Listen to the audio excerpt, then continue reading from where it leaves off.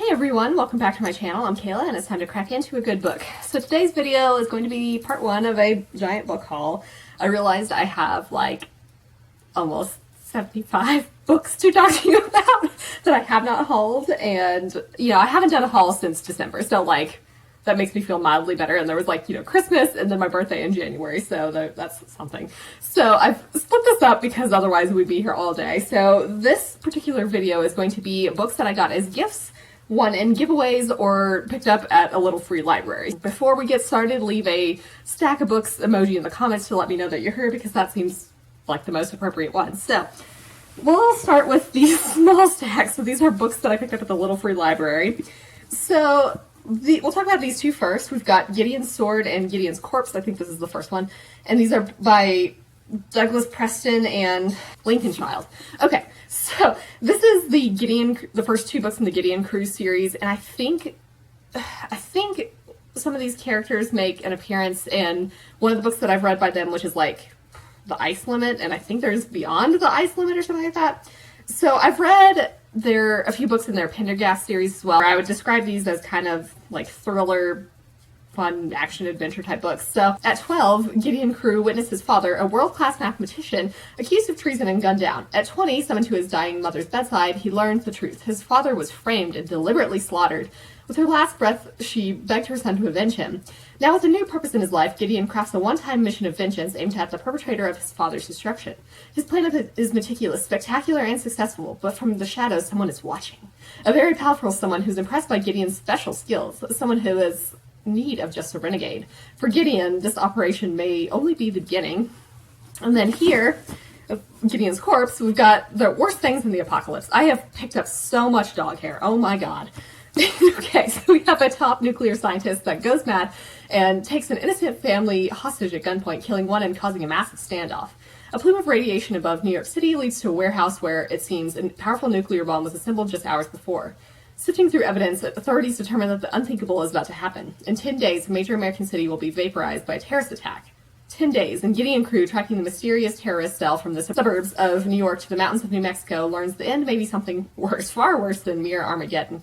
So that sounds intense, certainly. Like, I'll be honest, nuclear power just scares the shit out of me. But anyway, I'm intrigued, with this first one by the fact that his dad is a world-class mathematician. I think that's really intriguing. So I found their writing to be pretty enjoyable overall, and it's, I found both of these, so I was like, yeah, I'll pick these up.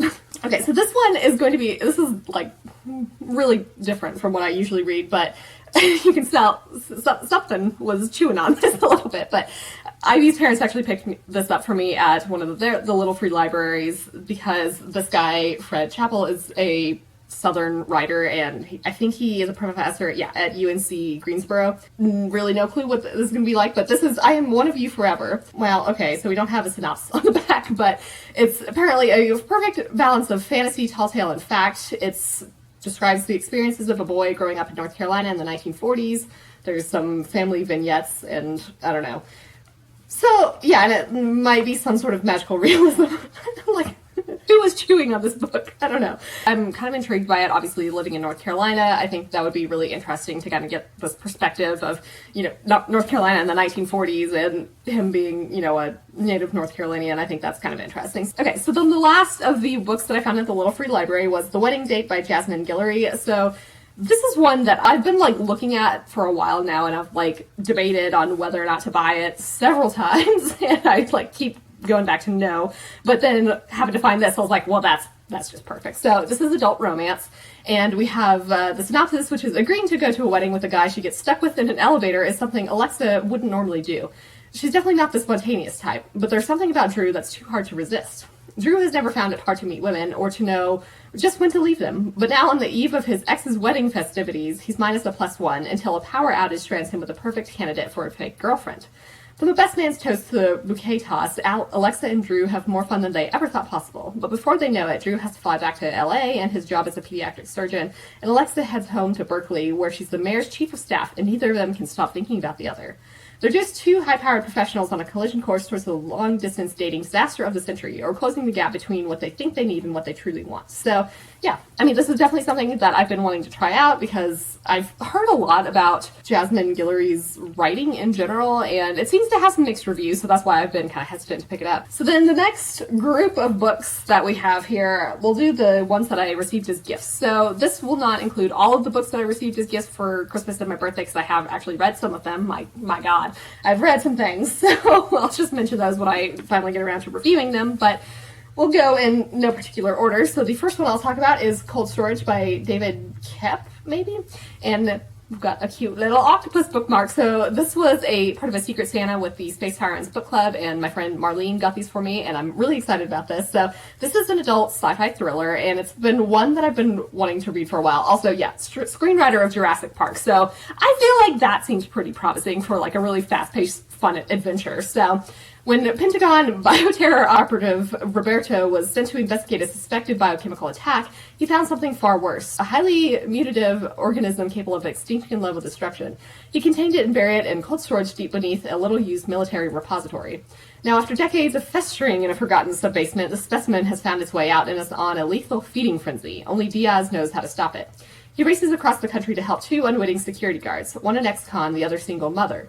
Over one harrowing night, the unlikely trio must figure out how to quarantine this horror again. All they have is luck, fearlessness, and a mordant sense of humor. Will that be enough to save all of humanity? The next book I'll talk about is Rebelwing by Andrea Tang. So this is YA sci-fi, and this was a birthday present from Amber from Books of Amber. Things just got weird for Prudence Wu. One minute she's cashing in on a routine smuggling deal. The next she's escaping enforcers on the wings of what very much appears to be a sentient cybernetic dragon.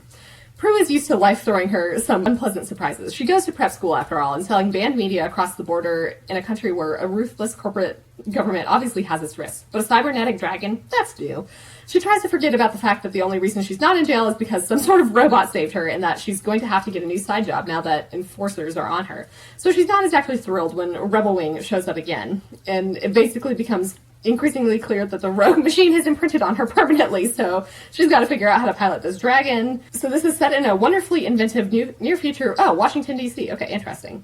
So that sounds like a lot of fun. And I mean, honestly, like the big draw for me is the cybernetic dragon. Like that sounds super awesome. And I feel like the prep school could be an entertaining setting as well. The next book I'll talk about is The Viper by Bex Hogan. So my friend Nikki from Books and Lemon Squash got this for me for my birthday.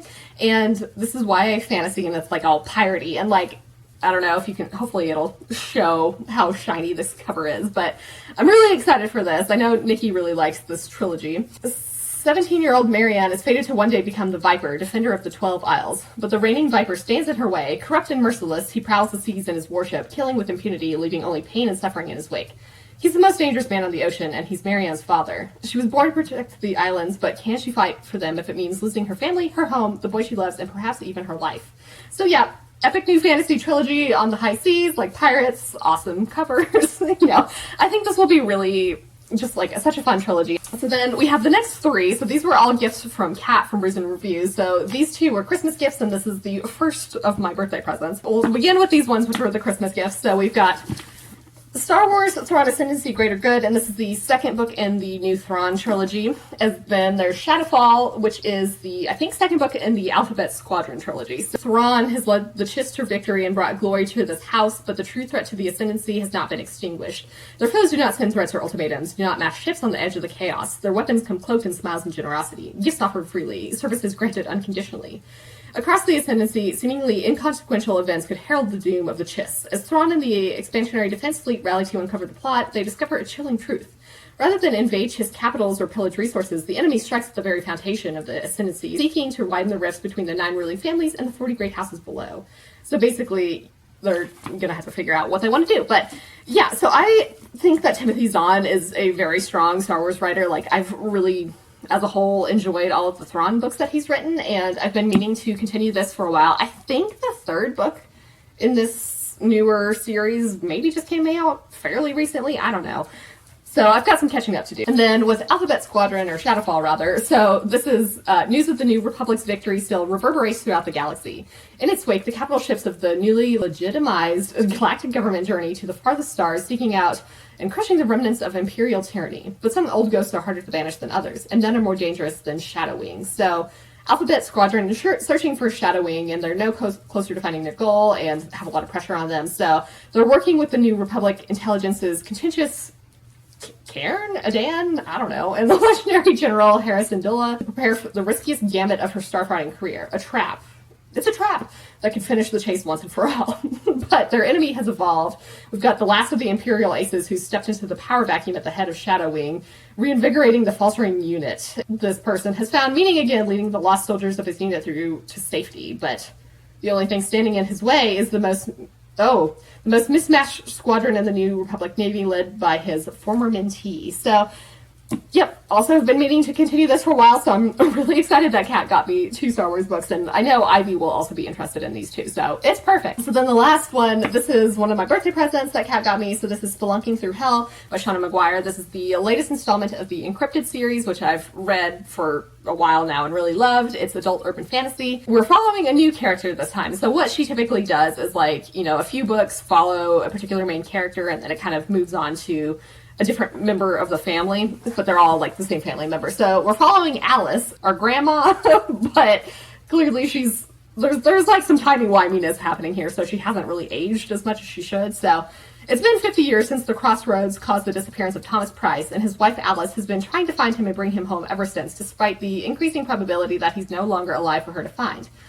And then, there's been some stuff going on with the Crossroads, so she's trying extra hard to bring him home, dead or alive. Preferably alive, but she's tired, and at this point, she's not that picky. It's a pan-dimensional crash course in chaos as she tries to find the rabbit hole she's been missing for all these decades, the one that will take her to the man she loves.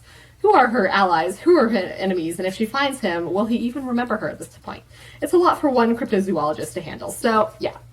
A lot of this series deals with cryptozoology, which I think is really fascinating and super fun for me. So then we have this stack of books, and so these are some Christmas presents and birthday presents for my parents. We'll start with the Christmas presents.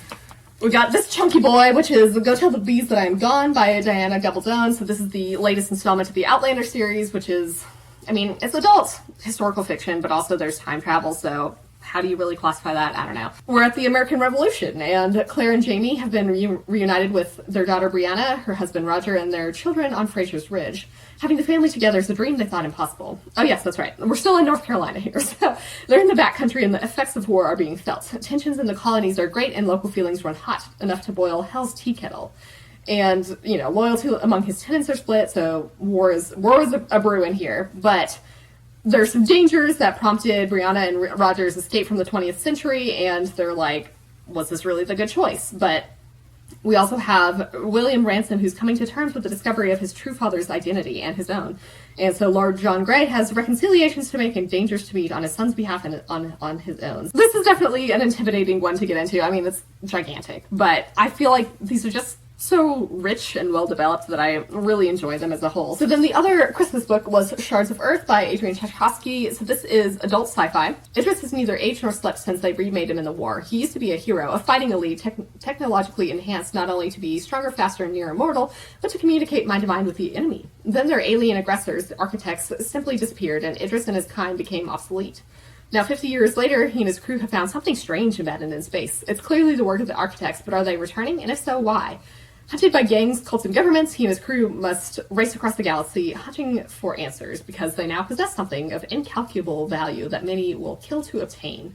So I'm really excited. I've heard good things about this series. I don't know if the second book is out yet or not, but I've heard good things about this particular installment, at least. And it sounds like a really exciting, fun, space adventure. I like that we've got, I don't know, stuff abandoned in space. I feel like that could be rather creepy and fun, and I'm curious about these architects. Now we get to the birthday books. So we have Ink and Sigil by Kevin Hearne. This is adult urban fantasy, and this is set in the same world as the Iron Druid Chronicles, which I have read and enjoyed.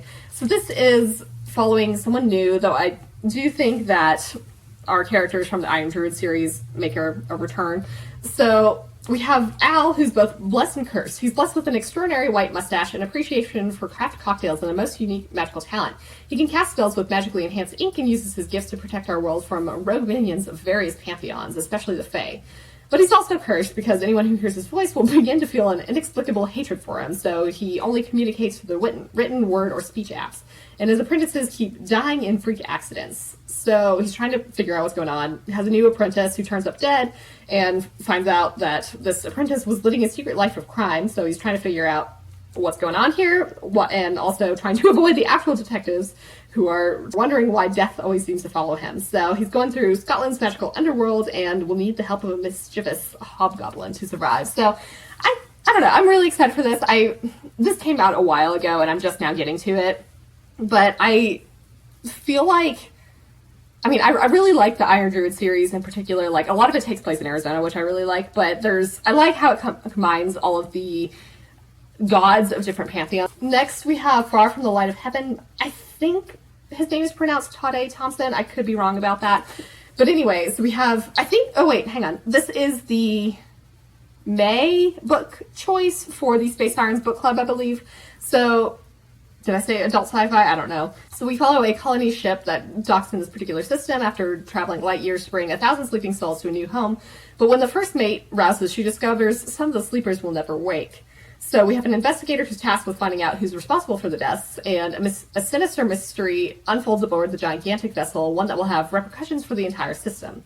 So that sounds really intriguing to me. It seems like it could be like a sci-fi thriller-ish, maybe some horror thrown in there. I could be making that up. I have read The Murders of Molly Southbourne by him before, and it was alright. It wasn't my favorite, so I'm definitely like wanting to give him another shot, and this one seems like a particularly interesting one to try out. And then the final one for my parents is Activation Degradation by Marina J. Lostetter. This is adult sci-fi, and we have a biological soft robot that's built and stored above this atmosphere, and it's activated for the first time, and it's in crisis mode. Aliens are attacking this mine. It was created to oversee, and its sole purpose now is to defend the largest energy resource from the invaders and ship-to-ship combat.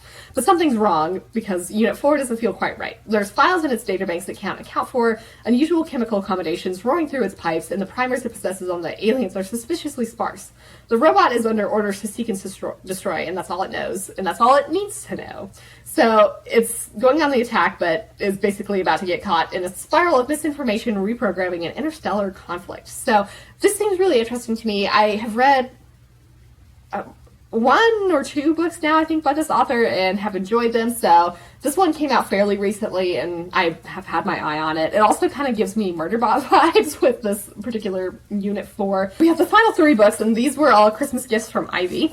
So we'll start with Star Wars from a certain point of view. So this is 40 stories celebrating 40 years of This Is a New Hope. We've got people retelling Star Wars, but they're short stories reimagining a moment from the original film, but through the eyes of a supporting character. But hopefully this will be fun. I've heard some mixed things about it. I think some stories are better than others, but I'm excited to try it out. Then we've got Heroes by Stephen Fry. So these are reimaginings, I guess, or retellings of Greek myths. So this is specifically about heroes. So I haven't read any of these books that he's done. So he's got, Troy and Mythos, I think, as well. And I've heard good things about Mythos, I think, in particular. And it seems like a really funny retelling or, whatever, representation of Greek myths, which I already like. Oh, and we've got some classical art inspired by the myths.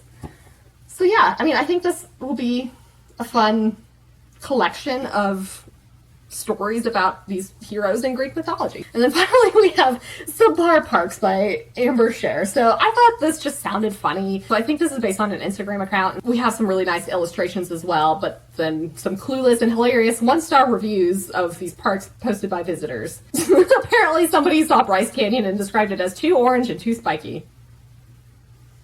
But yeah, so I thought this would be, oh my god, she's a graphic designer based in Raleigh. Well, that's cool. I didn't notice that. But that's exciting. So I thought this would be highly entertaining, and I like, the illustrations are really pretty. This is going to take, no time at all to read, but I think it'll be entertaining. So then our final category of books are ones that I've won in giveaways. The first one I'll talk about, we'll do this, I have this kind of broken up by genre, so we'll do the fantasy ones first. We have The Stardust Thief by Chelsea Abdullah. So this comes out in May 2022, and I won this in a giveaway from the author on Twitter, and I'm really excited about this. This is adult fantasy. But we don't have the synopsis on the back, but it's basically an epic journey across sun-dazzled sands and through ancient ruins in a sparkling Arab-inspired debut. Components of the traditional quests narrative with a ragtag team of reluctant heroes, an impossible end goal, attacks from fantastical monsters, and just, generally shaped by the author's Arab heritage. So they're going through the desert, hunted by jinn, facing mythical creatures inspired by old cautionary tales, and use words unique to the Arabic language. I mean, I don't remember the exact synopsis, but it sounds amazing. I do see it's blurbed up here by S.A. Chakraborty, who wrote the David Bond trilogy, and I really love those. So very optimistic that I'll enjoy this, and definitely recommend checking this one out. The other fantasy book, this is more like, I guess, magical realism, urban fantasy, I don't know, but this is The Mirror Season by Anna Marie McLemore. So this is a very beautiful cover. I really like the colors here. So we have Graciela, whose whole world changes after she and a boy she barely knows are assaulted at the same party. She loses her gift for making enchanted pen dulce. Neighborhood trees vanish overnight while mirrored glass appears, bringing reckless magic with it. And Ciela is haunted by what happened to her and what happened to the boy whose name she never learned. But when the boy Locke shows up at her school, he has no memory of that night and no clue that a single piece of mirrored glass is tearing his life apart. She decides to help him, which means hiding the truth about that night, because she knows who assaulted her and him, and she knows that their survival depends on no one finding out what really happened. That sounds like some heavy topics. I think I've read a couple of books by this author before, or maybe just one, I don't remember. But I have a few books by them, so clearly I need to do like a like a little book binge or like little reading project to read some of their books. So then we have a stack of thriller books. This one, to be fair, I don't know. I think this is kind of YA suspense. This is Ice Queen by Felicia Farber. So 16-year-old Blair Evans has spent her first 3 years at Westbury High in the evil Ice Queen's crosshairs, relegated to the bottom tier of the social scale. She longs to shake her lowly status and fit in with the popular kids, but when she unexpectedly falls for the Ice Queen's ex-boyfriend, the bull's eye on her back grows exponentially. We've got a nasty chain of events that lands Blair in the midst of a cyber war with her arch-rival, the Queen, and snares her in a sexting trap where the very laws that are meant to protect her end up turning her into a criminal. When mysterious new cyber attacks occur, she and her closest friends must race against time to figure out who's behind them, or Blair's entire world will come crashing down. So this is obviously another, book that's kind of, I guess, hard-hitting or, tackles some heavier topics, I guess, with, sexting and cyber attacks and cyberbullying, I think. So, I don't know. I think this could be really interesting, and I do tend to like these sort of YA suspense books. Then we have All the Best Liars by Amelia Kahani. This comes out in April. So this is a dark, modern psychological thriller and coming of age about the obsession, manipulation, and the intensity of those first friendships that take hold of you and never let go. So it's like tic-tac-toe, 3 girls in a row, 9 years old and inseparable, friends for life, or so they think. We have our 3 best friends who grew up on the wrong side of the tracks in the stifling California desert who are desperately wishing for a way out. When a deadly fire is set 2 weeks before the end of high school, nothing will ever be the same. In the end, each of them will escape, but not in the way any of them expects. One will do it by dying, another by lying, a third by taking the fall. So, that seems intense, and I don't know.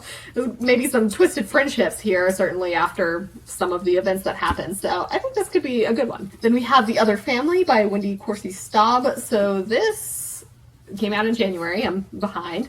So it's the perfect home for the perfect family. Pretty Nora, her handsome husband, their 2 teenage daughters, and lovable dog.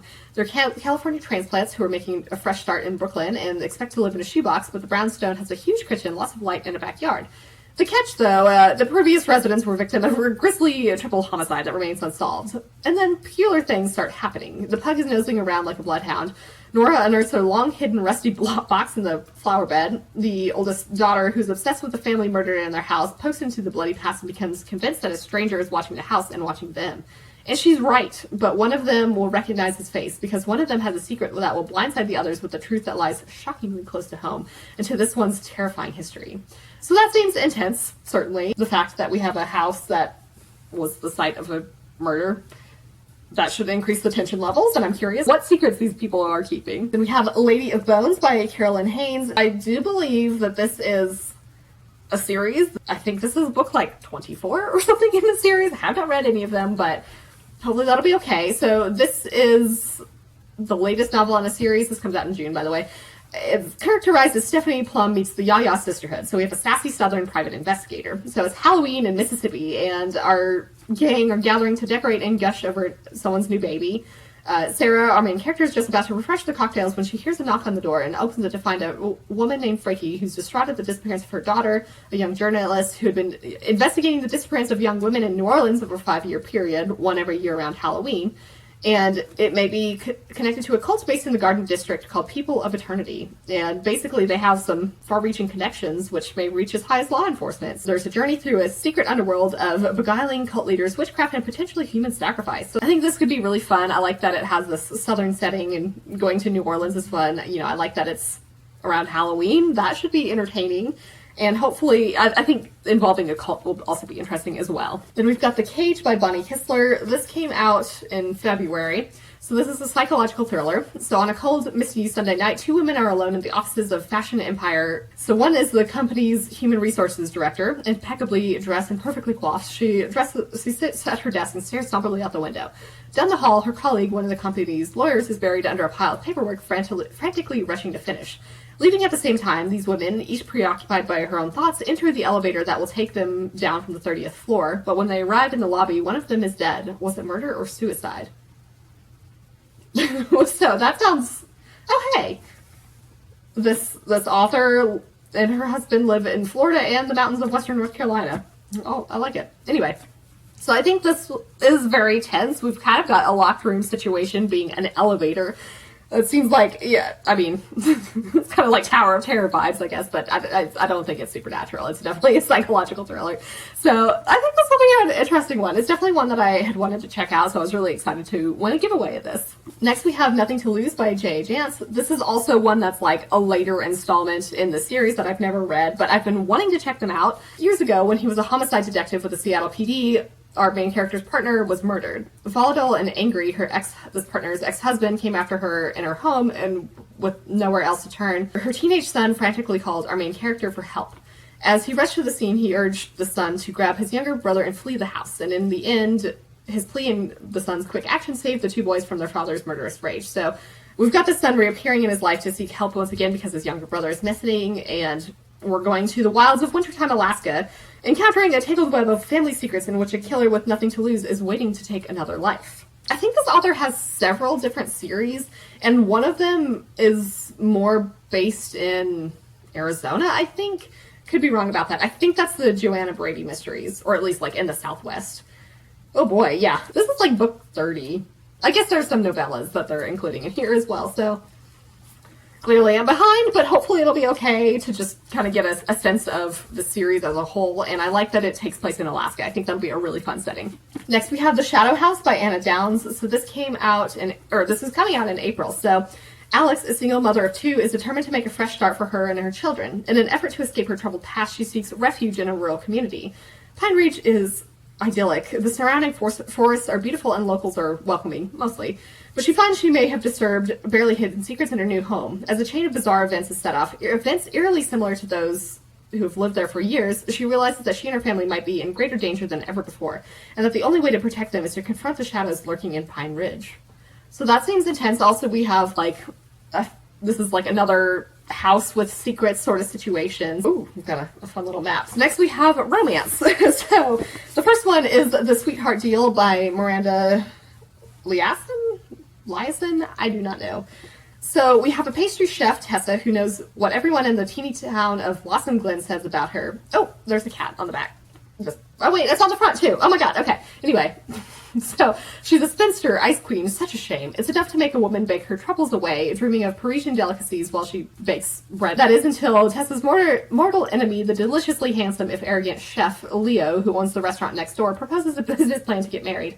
He knows that these two families hate each other, but a marriage might just force their stubborn families to work together and blend their businesses for success.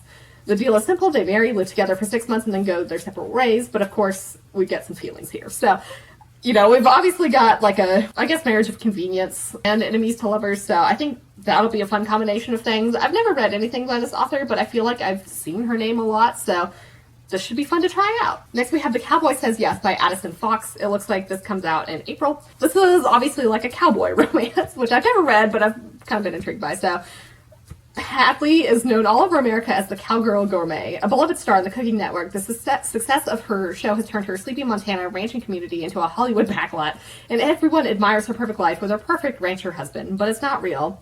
Zach has never felt further apart from his wife, even while they're playing up this ideal marriage. They're living separate lives in separate bedrooms. The love that he has is still there underneath mountains of resentment, but he doesn't know if their marriage can last much longer.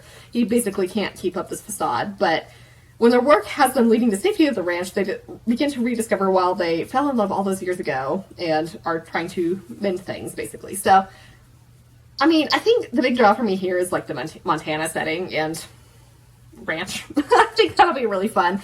You know, I will be honest, I feel like marriages in peril are not necessarily my favorite romance tropes, but I'm excited to give this one a shot at least. I don't know if this is the start of a new series. Then we have The Good Girl's Guide to Rakes by Eva Lee, or Ava, I'm not sure.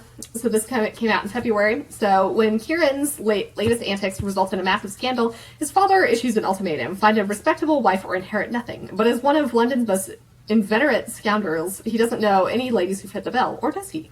We have Celeste, who's a society darling, beloved by influential members of the ton, but keeping a spotless reputation leaves little room for adventure, and she longs to escape her gilded cage, especially with her impending engagement to a stuffy earl. So Kieran, who's her older brother's best friend and an irresistibly attractive rogue, begs her for help, and so she makes a deal with him to introduce him to the right social circles if she'll show her the scandalous side of London. And of course, like, their attraction builds, and basically someone ends up discovering that this is happening, and so her freedom and reputation are endangered. So I think that'll be exciting. So this is obviously more historical romance, but I think I have another book by this author, and I think she tends to write some intriguing sounding historical romances. Next we have The Family You Make by Jill Shalvez. So this came out in January. So we have the snowstorm of the century, and Levi is stranded on a ski lift with a beautiful stranger named Jane, and basically, as strong winds hurl the gondola in front of them, he calls his parents to prepare them for the worst, and basically impulsively tells her he's happily settled and that Jane is his girlfriend right before his phone dies, but turns out they're okay. So his family is obviously desperate to meet Jane now, and so she agrees to be his pretend girlfriend for a dinner. She's had a traumatic childhood and is a little nervous about being around this family, but is kind of things go well, I think, and begin to show her that perhaps this is the life she was always meant to have. So that sounds really sweet. I like that, we've got a pup here. I like that this starts off on a ski lift, like, as a big skier myself, like, I think that's a really fun setting, and it just seems really cute and charming. So this is also an author that I've seen, I feel like, everywhere, so I think this is a great starting point. We'll see if that's true. Next, we have A Perfect Equation by Elizabeth Everett. So this is part of the Secret Scientists of London series. I think this is the second book, and I haven't read the first one, but typically I think that's okay. 6 years ago, Letitia made a mistake in society's eyes, and she's lived with the consequences ever since. When the prickly mathematician agrees to take over temporary management of Athena's Retreat, which is a secret haven for women scientists, she's wary of relying on the other club members and certainly doesn't need any help from the insufferably attractive Viscount. So we have Lord William, who cannot afford a single misstep, not when the directorship of England's most powerful clandestine agency is within his grasp. He's supposed to help Letty safeguard this retreat and is positive that he can control the antics of the various scientists as well as manage the tiny mathematician despite their historic animosity and simmering tension. So there's faced with the possibility that this retreat will close forever, and they have to make a choice to either, change history or work together, who knows what. So I like that our main lady character is a mathematician. Like, yes, that's all I need to know. But this is one I feel like I've also been wanting to try out the series. Then we have the final of, I don't know if this is romance or contemporary. This is Tokyo Dreaming by Emiko Jean. So this is the sequel to Tokyo Ever After, which I have not read. Probably should. So basically here, we're returning to Tokyo for a royal wedding. So our Japanese-American main character, Izumi, learned her father was the crown prince of Japan, and she became a princess overnight. Things are going well. Then the Imperial Household Council refuses to approve the marriage, citing concerns about Izumi and her mother's lack of pedigree, and then I think her boyfriend makes a shocking decision about their relationship, and things are kind of falling apart. So Izumi is trying to do whatever it takes to win over the council, and that might mean upping her newly acquired princess game. So, I don't know. I feel like I've seen kind of mixed reviews about the first one, but it seems like such a fun series overall. Almost done here. We're getting to the final stack, so this is contemporary, and there's actually one nonfiction in here. So the first one I'll talk about is Smile and Look Pretty by Amanda Pellegrino. So we have best friends, Kate, Lauren, Olivia, and Max, who are overworked and underpaid assistants to some of the most powerful people in the entertainment industries. Like the assistants who came before them, they know they have to pay their dues and abide the demeaning tasks and verbal abuse from their bosses in order to climb the ladders to their dream jobs. But as they're passed over for promotions and the toxic office environments reach a breaking point, they secretly start an anonymous blog detailing their experiences, which snowballs into hundreds of others coming forward with stories of their own.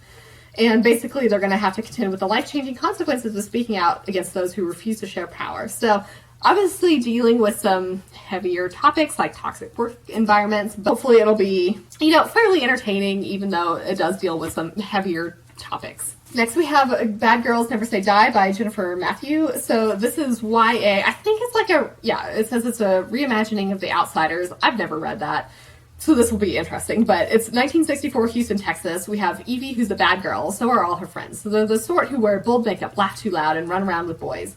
Most of all, they protect their own against the world. So when Evie is saved from a sinister encounter by a good girl from the right side of the tracks, every rule she's always lived by is called into question.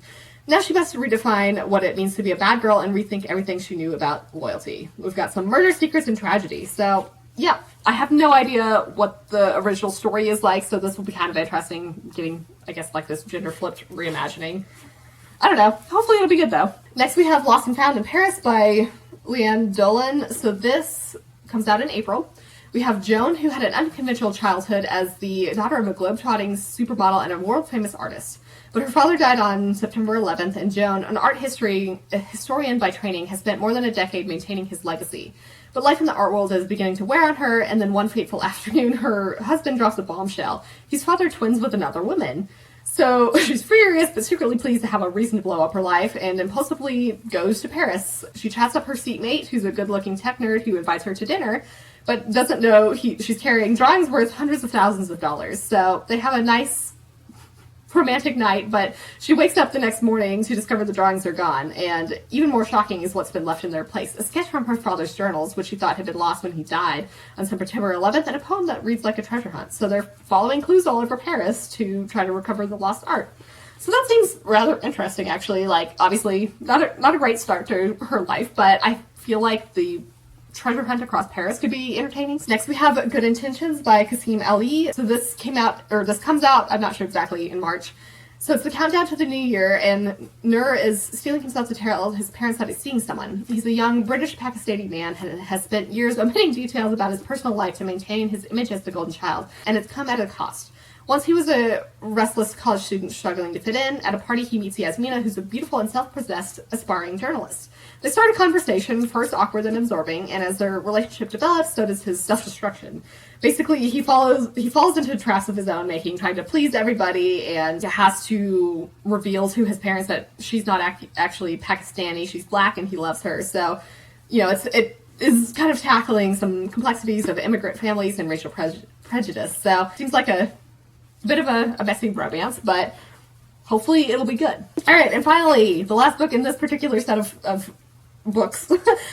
We've got Lost in the Valley of Death, a story of obsession and danger in the Himalayas. This is by Harley Rustad. Justin, who quit his job at a tech startup and set off on a global journey in search of authentic experiences, meaningful encounters, while documenting his travels on Instagram. His enigmatic character and magnetic personality gained him a devoted following who lived vicariously through his adventures, but basically he takes more and more risks, and in 2016 he made his way to the Parvati Valley, a remote and rugged corner of the Indian Himalayas, steeped in mystical tradition and shrouded in darkness and danger.